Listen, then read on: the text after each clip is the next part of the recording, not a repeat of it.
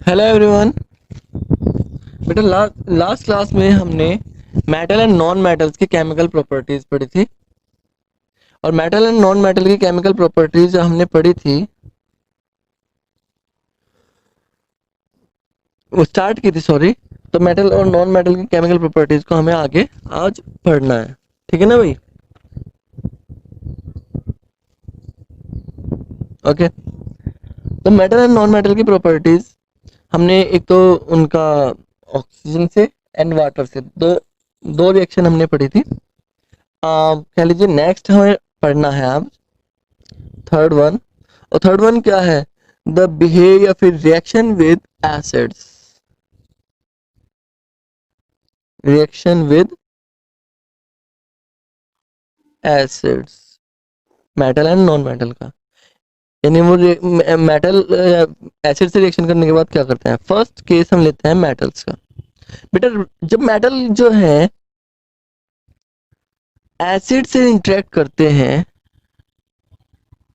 तो वो सॉल्ट का फॉर्मेशन करेंगे, और सॉल्ट के साथ साथ वो हाइड्रोजन गैस रिलीज करेंगे। याद रहेगा, मेटल एसिड से रिएक्शन करके सॉल्ट एंड हाइड्रोजन गैस देंगे। फॉर एग्जांपल अगर मैं कहता हूँ मैं सोडियम की रिएक्शन करा रहा हूँ HCl से। ओके, तो सोडियम की रिएक्शन HCl से होने के बाद ये बनाएगा NaCl plus hydrogen gas. Okay, या फिर आप ले लीजिए मैग्नीशियम की रिएक्शन ले लीजिए H2SO4 से, तो ये MgSO4 बनाएगा प्लस हाइड्रोजन गैस रिलीज करेगा। तो मेटल जो है रिएक्शन करने के बाद सॉल्ट का, एसिड से रिएक्शन करने के बाद सॉल्ट और हाइड्रोजन गैस देते हैं। लेकिन अगर मैं बात करता हूँ नॉन मेटल्स का case, non metals non metals का केस अगर हम देखते हैं तो नॉन मेटल्स जो हैं do not react with acids. Non metals do not react with acids. Non metal में एसिड से रिएक्शन करते ही नहीं है। तो एसिड से रिएक्शन सिर्फ मेटल करते हैं, नॉन मेटल नहीं करते हैं। चलिए नेक्स्ट चलते हैं। नेक्स्ट जो है बेटा वो है रिएक्शन विद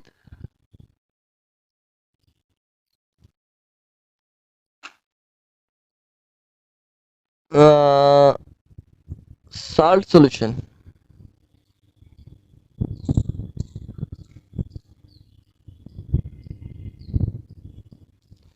सॉल्ट सॉल्यूशन ले लीजिए, हमने बेस से रिएक्शन की थी,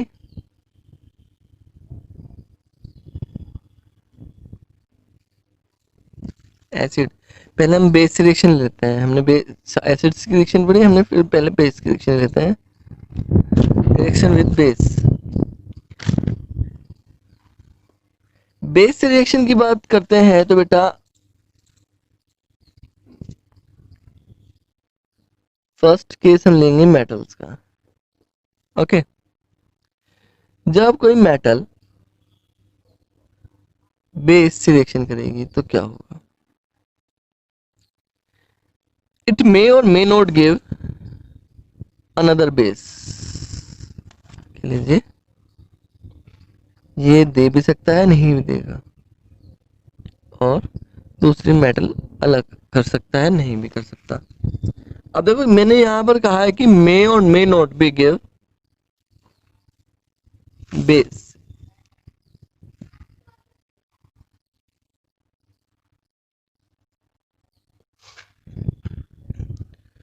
यहां डिपेंड करता है बेटा, ये जो मैंने मान लो M1 मेटल ली, वो किसी M2 मेटल के हाइड्रोक्साइड यानी बेस से सॉल्यूशन से रिएक्शन करके उसे रिलीज कर रहा है,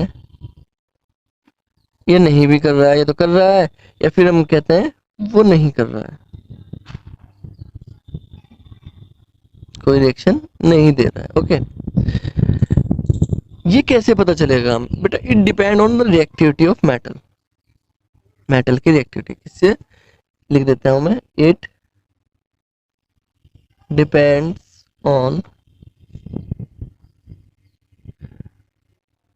रिएक्टिविटी ऑफ मेटल, मेटल की रिएक्टिविटी पर डिपेंड करता है कि मेटल कैसे रिएक्ट कर रही है, मेटल की रिएक्टिविटी क्या है। समझ में आ रही बात?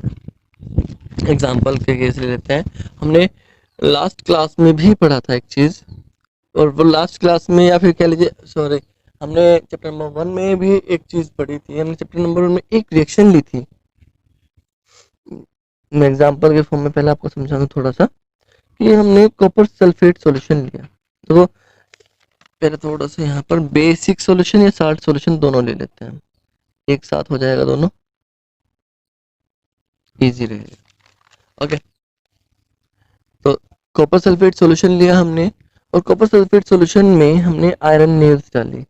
जो ब्लू था वो FeSO4 में कन्वर्ट हो गया, जो ग्रीन इन कलर था copper.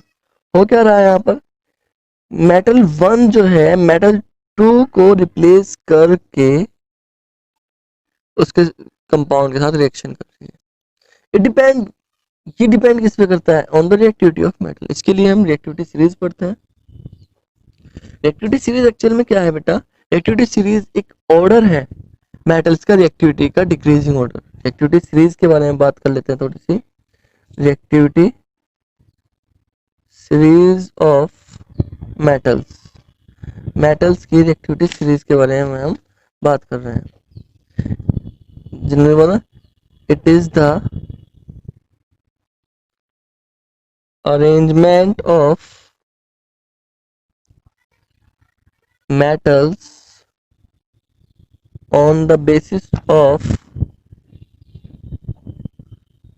decreasing order of their reactivity, उनकी रिएक्टिविटी का डिक्रीजिंग ऑर्डर होता है।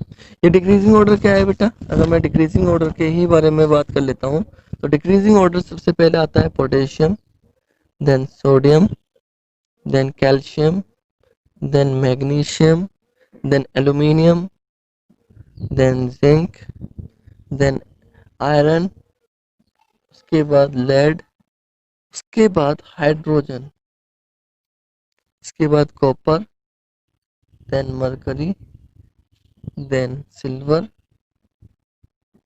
And then gold. This is the reactivity order, decreasing order of reactivity. That means जो मेटल है ऊपर की तरफ, दीज आर मोस्ट रिएक्टिव, और जो सबसे नीचे की तरफ है वो मेटल है लीस्ट रिएक्टिव। यस, तो रिएक्टिविटी ऑर्डर डिक्रीज हो रहा है, रिएक्टिविटी जो है डिक्रीज हो रही है।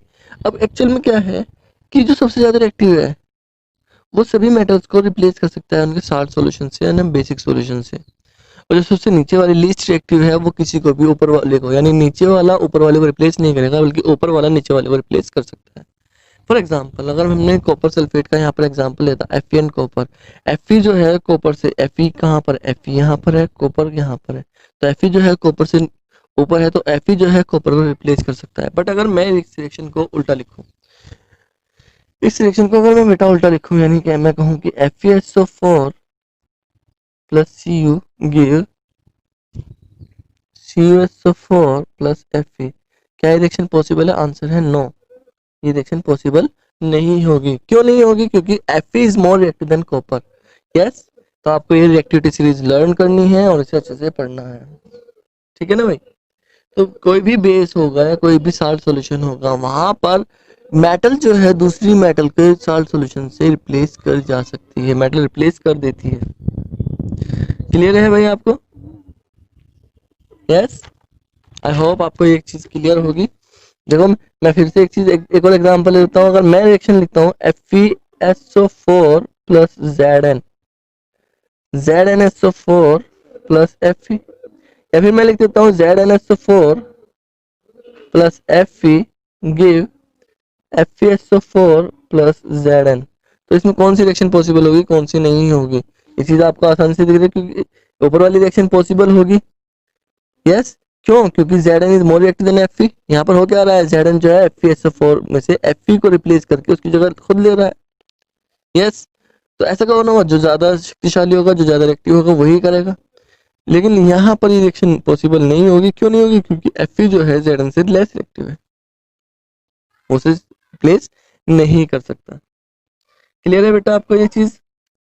तो अगर मैं बात कर रहा हूँ यहाँ पर नॉन मेटल के बारे में बात कर रहे थे कि भाई अगर हम इस चीज को नॉन मेटल का केस लेके बात कराएं, तो नॉन मेटल एक्चुअल में ये इस तरह की रिएक्शन नहीं देगी। There is no reaction with base से रिएक्शन।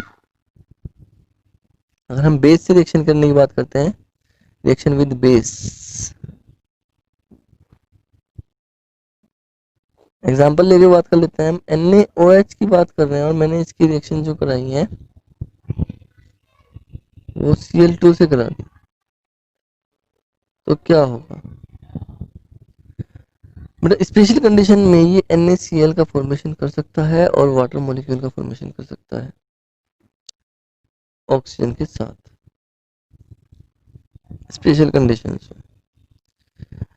तो एक्चुअल में नॉन मेटल बेस के साथ रिएक्शन तो कर लेंगी, लेकिन वो मेटेलिक सॉल्यूशन जो सॉल्यूशन होगा, यानी कह लीजिए जो मेटेलिक साल्ट सॉल्यूशन था, उससे रिएक्शन नहीं करती है। क्लियर है? क्लियर है बेटा? तो ये चीज आपको क्लियर होनी चाहिए। Non metal can be react with base, base से वो रिएक्शन कर सकती हैं। चलिए, तो ये सारी रिएक्शन आपकी हो चुकी हैं। तो आपको अब जो काम करना है बेटा, आपको डिफरेंस लिखने हैं। मैं आपको होमवर्क बता रहा हूँ। Write the difference between metals and non metals. किस मैनर में? In manner of physical manner, यानी जो आपको पहले पढ़ाया था, as well as chemical manner. Chemical manner में भी इनका आपको क्या करना है बेटा? डिफरेंस मुझे लिख